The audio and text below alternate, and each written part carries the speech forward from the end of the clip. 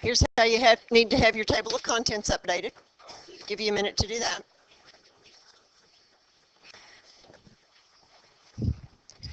Okay, we're going to talk about two things. One of them is a tree diagram. Now, you've very possibly seen tree diagrams before, and they're real easy to work with.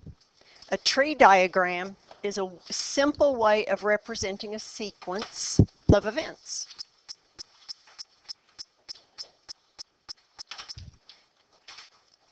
Tree diagrams are particularly useful in probability since they record all possible outcomes in a clear and uncomplicated manner.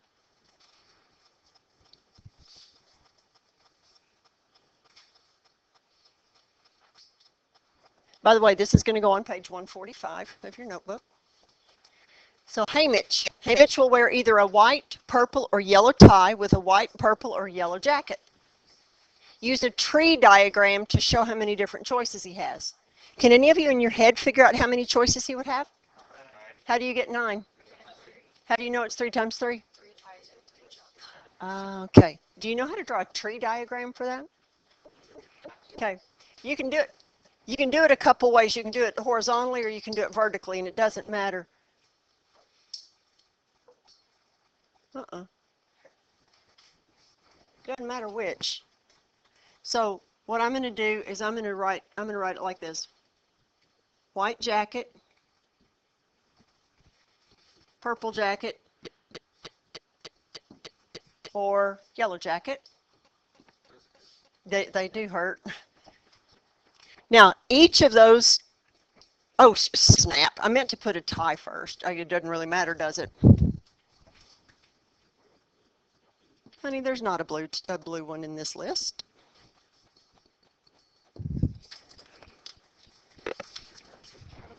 Now, he will wear either a white, purple, or yellow tie with a white, purple, or yellow jacket. So each of those ties is going to have 3 branches, right?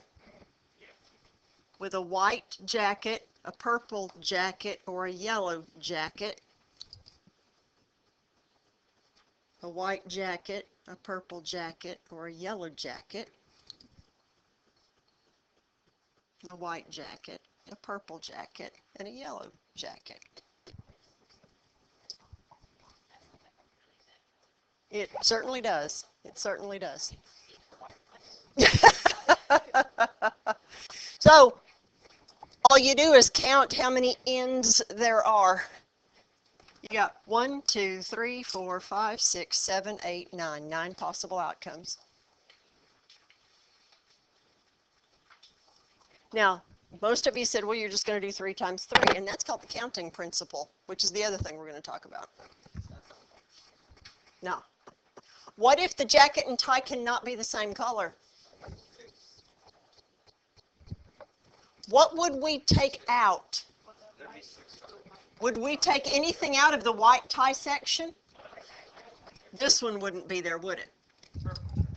And in the next one, the purple jacket would not be there, and the yellow one would not be there. So we would have 6 combinations, correct?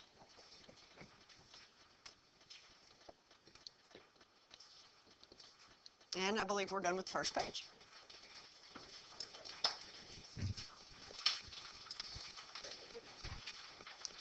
Create a tree diagram with titles or create an organized list or table of the possible outcomes. Then give the total number of outcomes. So you got some flexibility here. Here's what I'm going to do. Do you know what a mockingjay looks like? Because I don't know what a mockingjay looks like. Yeah. Yeah, I know it's a bird. That's all I got. Okay, so Katniss bought 3 pins, one with a star, one with a butterfly, and one with a mockingjay. She has a blue dress and a green dress. How many dress pin combinations does she have? 6? Okay, so here's what I'm going to do. The star pin, the butterfly pin. That's not terrible. You can kind of tell that it's at least an insect. And a mockingjay, and I don't bird. I don't know mockingjay.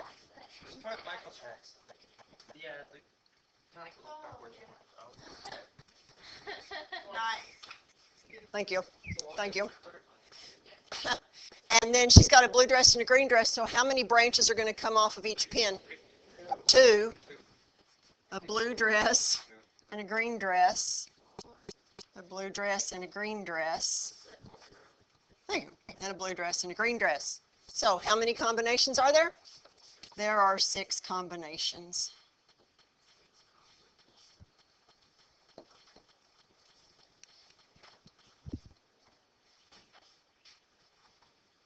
Let's look at this one. The final 4 tributes in the Hunger Games were Foxface, Cato, Peeta, and Katniss. How would you like to have a name like Foxface? Okay. What were all the possible combinations of the top 2? That's one of them. Well, what are the possible combinations of the last 2 participants? There's 16. I'm hearing 8 and I'm hearing 16. Why 16 even? 4 times 4? Okay. Top 2 doesn't matter. Let's talk about this. Let's talk about this. And I hear 12. Where do you get 12? He does. Oh, we just 4 people. First gets 3. 3 times 4 is 12. Yeah, it's 12. If you wouldn't have Okay. Don't write anything down. Let's think about this. I can erase easier than you can. Foxface, Cato. I'm going to spread this out. Cato, Peeta, and Katniss, right?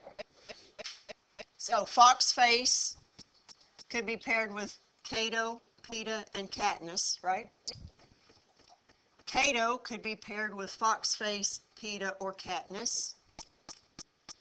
Peeta could be paired with Foxface, Cato, or Katniss. Katniss could be paired with Foxface, Cato, or Peeta.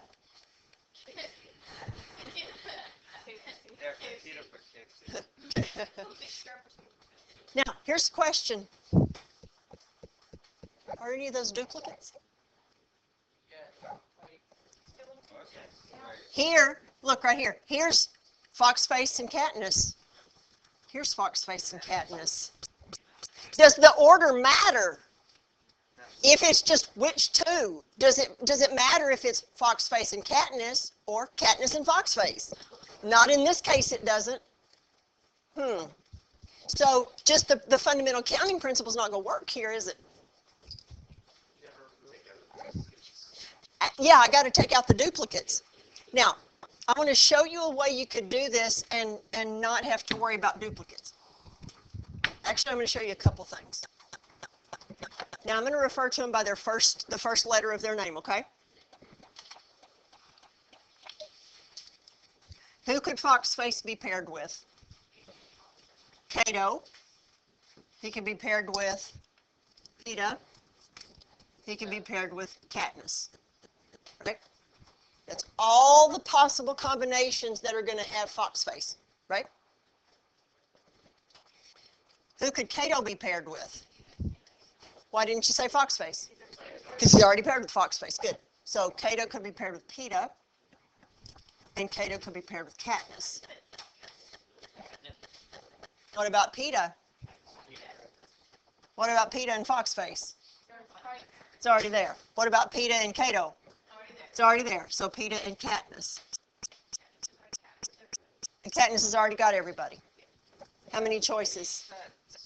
6. 6. Yeah, because half of them are duplicates. Question. How do you do that with like way bigger amounts? Like let's say there's 20 different people and different combinations. That's not basic probability. We will get there, just not today. Okay? What is it? Our last 6 answers, our last 3 answers have been 6.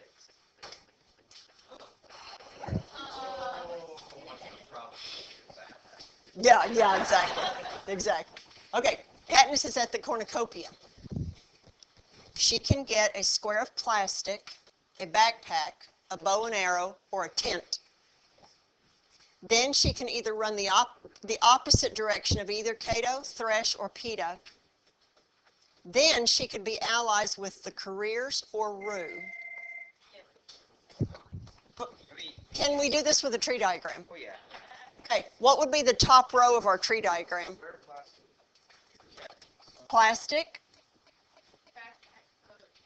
a backpack, a bow and arrow, or a tent. Okay, then what?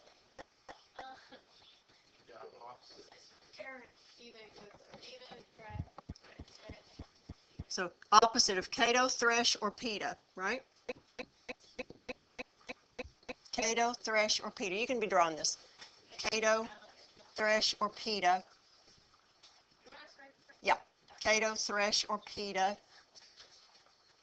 Cato, Thresh, or Peta.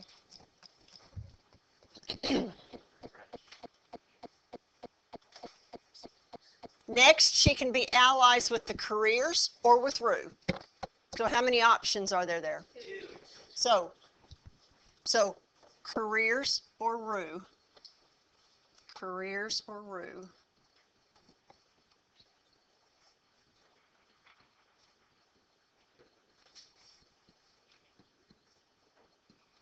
Goodness gracious.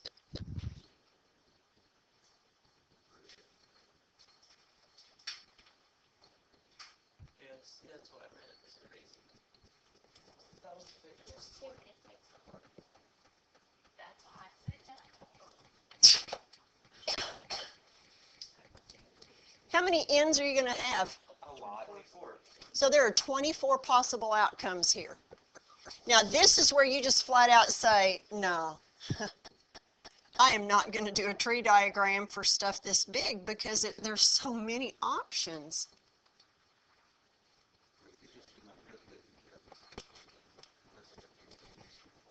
Okay, let's look. How many are off the first row? 4. How many choices do we have in the second row? 3. How many choices do we have in the third row? 2. And 4 times 3 times 2 is 24. That's the counting principle. The counting principle, you don't run into duplicates. 4 times 3 times 2. There are 4 choices off the first row, 3 choices off the second row, and 2 choices off the third row. 4 times 3 times 2.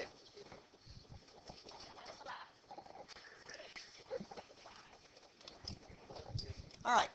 When using a tree diagram, the probability of a specific event can be found by multiplying the probabilities on the branches that make up the event.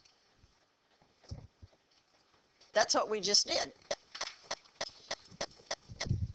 We did. There are 4 here. There are 4 on this row, 3 on this row, and 2 choices on this row. 4 times 3 times 2. On this one, we didn't do it here though, did we? So that was just a little different problem. And a tree diagram is not going to work on this one. So you have to be careful. And again, this is a different type of calculation that we will deal with later. Because there is a way to calculate how many duplicates you would have. But that comes later. Now, this one, there's a little spin on this one. What's a good example too? Suppose there are 2 lemons and 1 lime in a bag. If you pull out 2 pieces of fruit one at a time and you don't replace, so you pull out one, set it aside, and then you reach and pull out another one. The probabilities change depending on what you pick first. Now, here's what I want us to do. I want us to go, where did I do this? I want you to go to the bottom of that page. You have some room down there. I reach into that bag. What could I draw out? Okay. If I draw out one thing. Okay. So I have 2 lemons that I could pick from, and I have a lime, right? Now, so what if I had, let's call this lemon 1 and lemon 2 and lime. It's spelled that way, isn't it? this is my first draw. I either draw lemon, the first lemon, or I draw the second lemon, or I draw the lime. Now, if I drew the first one, if I drew this lemon right here, what's left in the bag? A lemon and a lime. So for my second draw, I could either get a lemon or I could get a lime.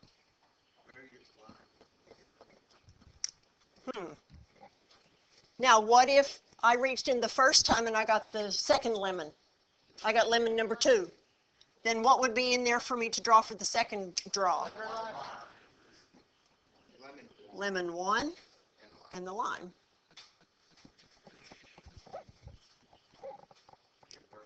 What if the first time I reached in there, I drew out the lime? You're really lucky.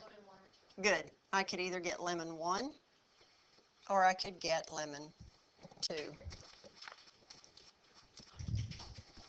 Now, I want you to look at the question. What is the probability of drawing 2 lemons? Now, look. How many possible options do I have for drawing 2 things one at a time? 6. Out of those 6 options, how many of them is 2 lemons? There's a lemon and a lemon. There's a lemon and a lemon. That's the only way I can get 2 lemons, right? So 2 times out of a possible, no. 1, 2, 3, 4, 5, 6. 2 out of a possible 6. So the probability of drawing 2 lemons is 2 out of 6 or 1 out of 3. The nice thing about tree diagrams is you can see everything. The bad thing about tree diagrams is if you got too much, you've got a huge tree diagram. It's a pain in the butt to work with. So I want you to look right up here. Look at the way Miss Ulaga drew this, because this is really pretty cool. When you reach into this bag, what is the probability on that first draw that you pull out a lemon? 2 out of 3, because there are 2 lemons out of 3 pieces of fruit. That's where the 2/3 comes from. What is the probability that you pull out a lime on that first draw? That's where this comes from, the 1/3. You okay so far? Now, if this had been your first draw, what's left in there? Okay, lemon and a lime. So you have a 50-50 chance on each of them. That's what those are. You with me? Yeah. Now, if you had drawn out a lime first, what's the probability of you drawing out a lemon on your second draw? 100%. That's what this 1 is. Because there's no limes. Exactly. And so what's the probability of drawing out a lime if your first draw was a lime? 0. There aren't any.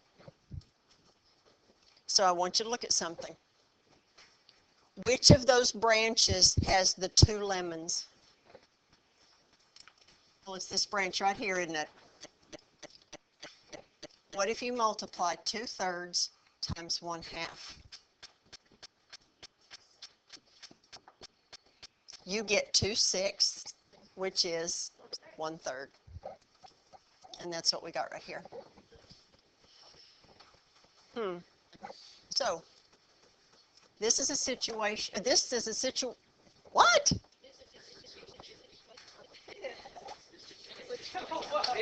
That's not right, is it? How about this situation is an example of conditional probability.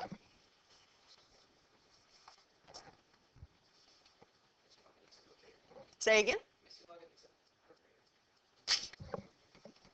You tell her that when she comes in. Conditional probability means this. What happens on your second draw depends on what happened on your first draw. Okay? Now you notice when we drew the first piece of fruit out, we did not put it back. If you don't put it back, things change. All right. Tree diagrams are a good way to have a visual representation of all possible outcomes, but sometimes there are too many options for a tree diagram to be beneficial, and we figured that out. We instead can use the fundamental counting principle. Counting principle. Get your notes down, okay?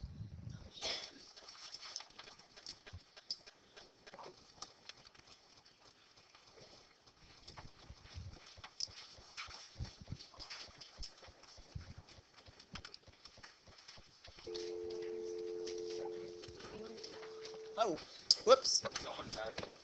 Here we go. The fundamental counting principle says this. Let's go.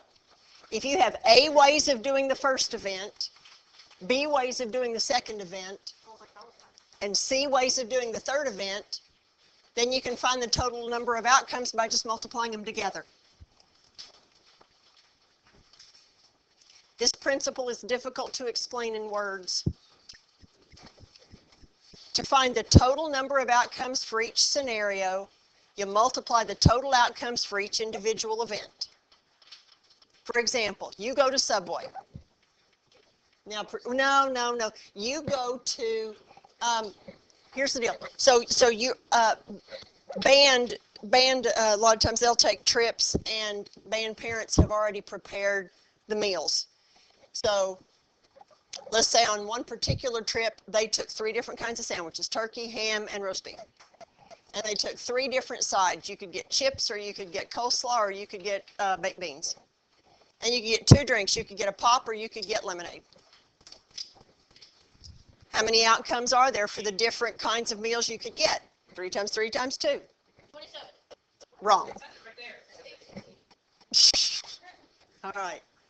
Use the counting principle to find the total number of outcomes in each situation. You have a calculator. The Hobb Nursery has 14 different tulip bulbs. Each color comes in dwarf, average, or giant sizes. How many different types of bulbs are there? Now you listen to me. On your paper, you're going to write down what numbers you multiply together. What would we do here? 14 times 3. 14 times 3 is the meaning of life. I am so glad to know that. So how many different kinds of bulbs are there? 42 kinds of bulbs. Yes, you do.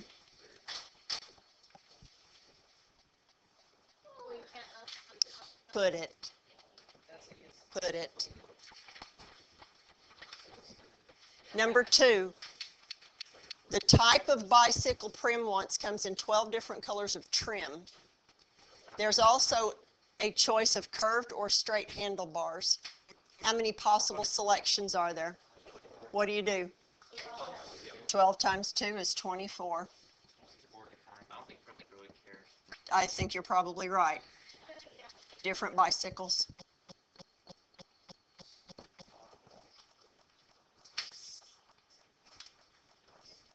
Any Queen fans in here? Number 3, at a tribute banquet, guests were given a choice of 4 entrees, 3 vegetables, soup or salad, 4 beverages, and 4 desserts. I know, right? I'd like to eat there. Huh? How many different selections are there? What are you going to multiply together? 4 times 3, and then you said times 2 because of soup or salad? Good. And what do you get? 384 different meals. That's a lot of food. It does. I'm hungry too. Now look at this one. Gail is setting the combination lock on his briefcase. If he can choose any digit 0 to 9 for each of the 6 digits in the combination, how many possible combinations are there for the lock on his briefcase? 60?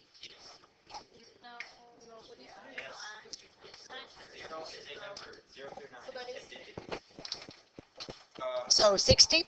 60 possible outcomes? No. Yeah. The answer is no. Yeah. Oh, yeah, Oh, no, she there's, She just, what is it, disapparated or whatever it's called? Apparate?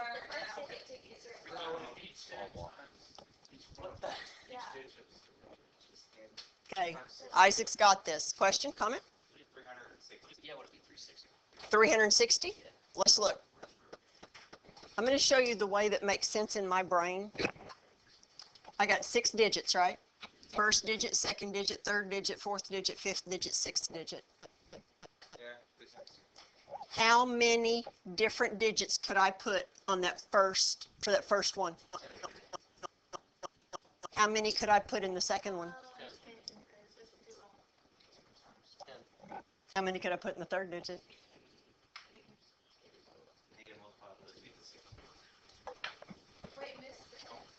It's a 1 with how many zeros behind it? Yeah, it's a million. It's a 1 with 6 zeros behind it. He can make a million different combinations. Karen, I did 10 to the power of 6. you did? Yeah, I did that. I was right. Hey, Claudia. Now, listen. I need you to think for a minute. License plates. If you do not have a personalized license plate in the state of Arkansas, what does, no, I said a personalized plate. If you just have a regular, normal old plate that's got kind of the diamond in front, in the middle. Now, it's 3 numbers and 3 letters. What's up? There are like 17,558,420 combinations for license. Oh no, that's what we're getting ready to figure out.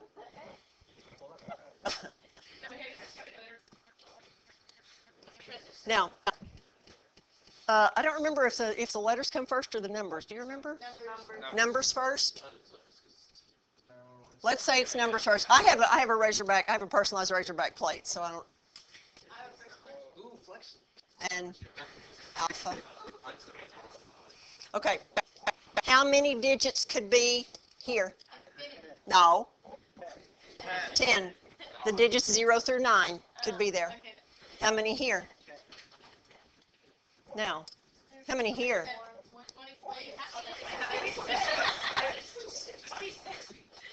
I was off. Dude, I can barely. I had 18 of those. Multiply. Go. Multiply. Quick. I was off by like I got 18,000. 2,600. That's what Jacob's telling me. I got 18,000. Aiden, I was going to say, you must have typed in something wrong if everybody else is getting that. Now, this wouldn't work in California. That's not enough license plates. California is completely full. Of what? Do you-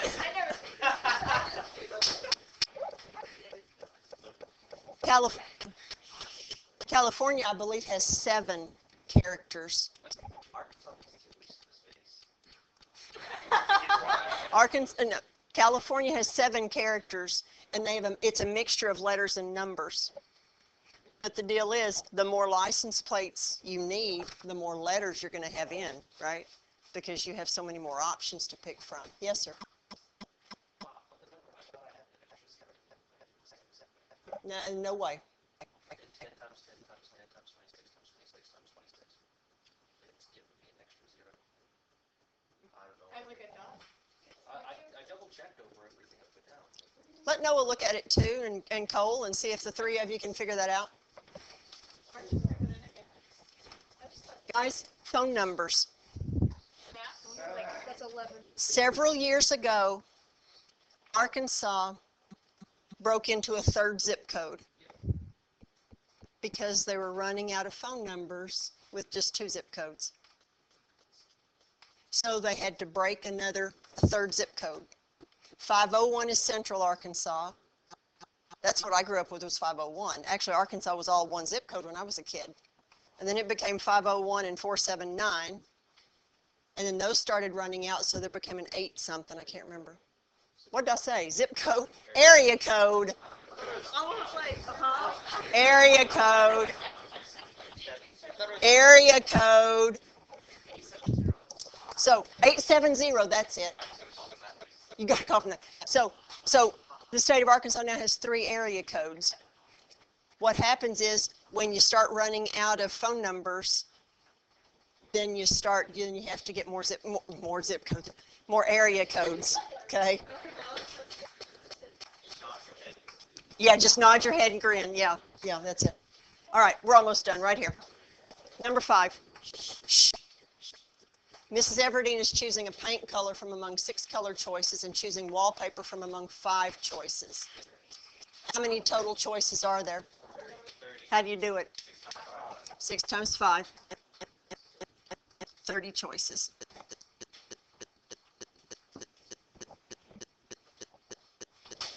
Now, I want you to think real hard about this one. No, don't say. I want to see if they don't put something behind it.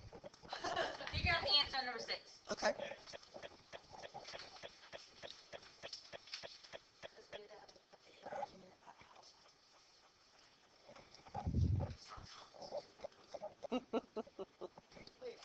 I don't care how you do it, figure it out. Have mercy. Have mercy. Hey, a penny, a nickel, and a dime. How many ways can a penny be flipped? 2. How many ways can a nickel be flipped? And a dime? 3. And oh my gosh. 8. Or just the power of 3. 8. I could never know a phone card. Oh, for heaven's sake. Now, jackpot. I am going to not video the rest of this because the rest of this is not part of the homework. It's just the fun part. So, see you later.